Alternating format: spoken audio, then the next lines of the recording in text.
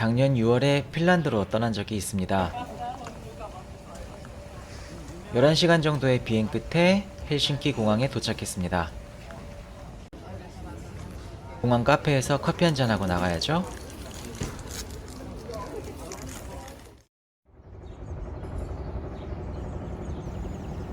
여기는 헬싱키 도심 북쪽에 있는 툴룰라티라는 호수공원이에요. 기차역에서 걸어서 30분 정도면 도착하는데요. 헬싱키는 도심 밖으로 조금만 걸어 나오면 이렇게 한적한 곳으로 쉽게 올 수 있습니다. 시내로 걸어가는 길에 이렇게 조그만 카페도 있습니다.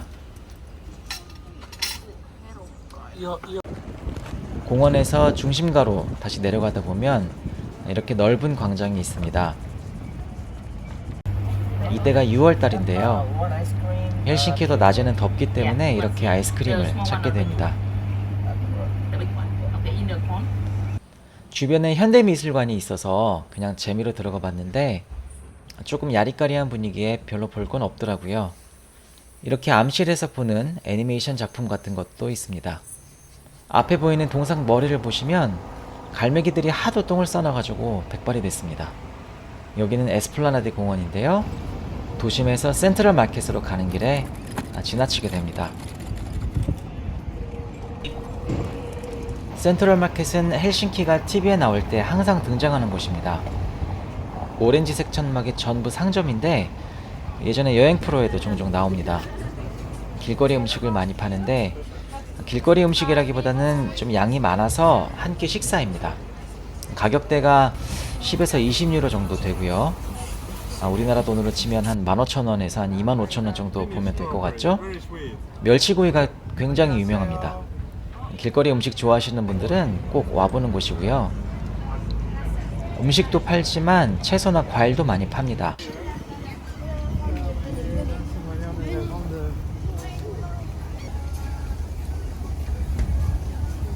먹거리도 많고 그만큼 또 갈매기도 많습니다. 실제로 이 사람들 음식을 채가는 경우도 있습니다.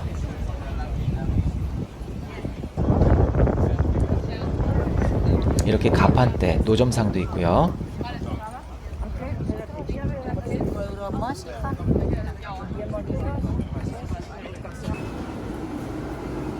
여기는 가까운 곳에 있는 실내 전통시장입니다. 보통 일정의 여유가 좀 있는 분들은 여기서 장도 보고 좀 재료도 사서 요리도 하고 하시는 것 같더라고요. 통조림, 고기, 치즈 같은 여러 가지를 파는데 저는 일정상 충분히 즐기지 못해서 아쉬웠어요.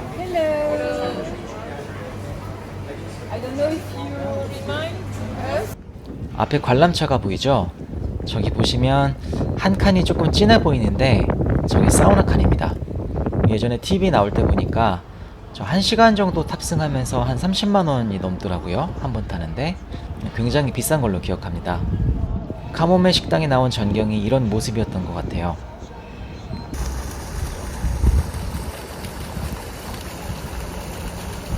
저는 유적지는 별로 안 좋아하는데 집에 가는 길에 헬싱키 대성당을 지나가 봤습니다.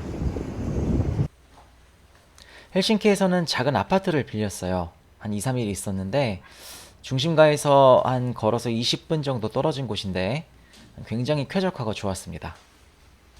충분히 넓고 있을 거 다 있는 집인데 하루 숙박비가 20만 원이 좀 안 됐던 것 같아요. 북유럽이기는 한데 이제는 우리나라랑 비교해서 그렇게 엄청난 물가 차이는 아닌 것 같아요. 사람 사는 것도 어디나 비슷한 것 같습니다. 가성비 피자 가게로 와봤는데요. 피자 한 판에 6유로부터 시작합니다.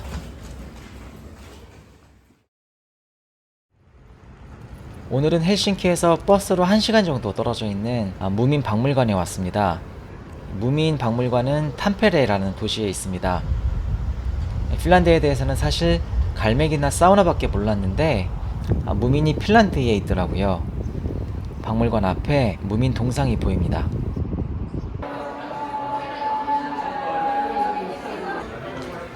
1층에서 티켓을 사고 무민 전시장으로 들어갑니다. 원래는 촬영이 금지되어 있는데 소심하게 몰래 조금 찍어봤어요. 다들 조금씩 찍으시는 것 같더라고요. 저는 개인적으로 무민을 잘 모르는데 이게 핀란드의 국민 캐릭터거든요. 그래서 박물관도 굉장히 성의 있고 섬세하게 만들어 놨습니다. 핀란드도 아마 바이킹의 후예인 걸로 알고 있는데 이런 섬세한 걸 보면은 참 일본스럽다는 느낌도 받았습니다. 탐페레는 공장 단지가 유명합니다. 그리고 세계 2차 대전 격전지였다고도 하는데요. 바다처럼 보이는 거대한 호수를 따라서 산책로가 잘 정비되어 있습니다. 요트도 많고요. 산책하고 쉬는 사람도 많습니다.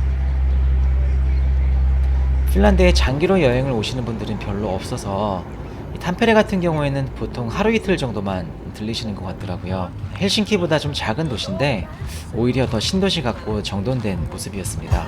이 서양 사람들은 이렇게 함께 춤추는 문화가 참 자연스러운 것 같아요.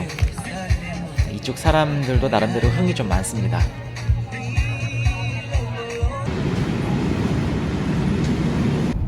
기차를 타고 헬싱키로 돌아갑니다. 이 도착한 지금은 밤 10시가 훌쩍 넘었는데요. 아직도 환하죠? 백야 현상이 있어서 밤 12시 정도는 돼야 조금 어둑어둑합니다. 낮이 길어서 좋기는 한데 이게 숙소에는 막상 암막 커튼이 하나도 없습니다. 그래서 잠을 많이 못 잤었어요. 이 숙소 주변에 있는 공원 묘지인데 이름은 공원 묘지이기는 한데 거의 국립공원처럼 잘 정비되어 있습니다.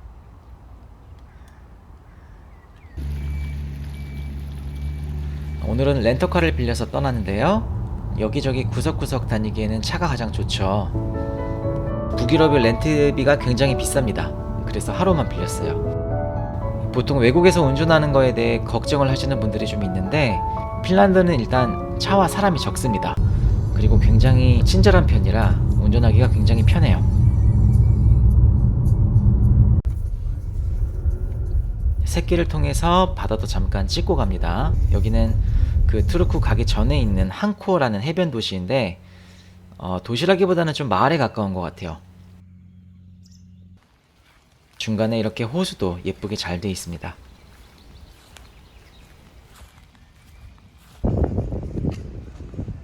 한코 해변 분위기 한번 느끼고 투르쿠 성으로 갑니다. 투르쿠 성은 13세기에 지어진 성인데요. 투르크에는 대학교도 있기는 한데 막상 볼거리는 이거 하나인 것 같아요.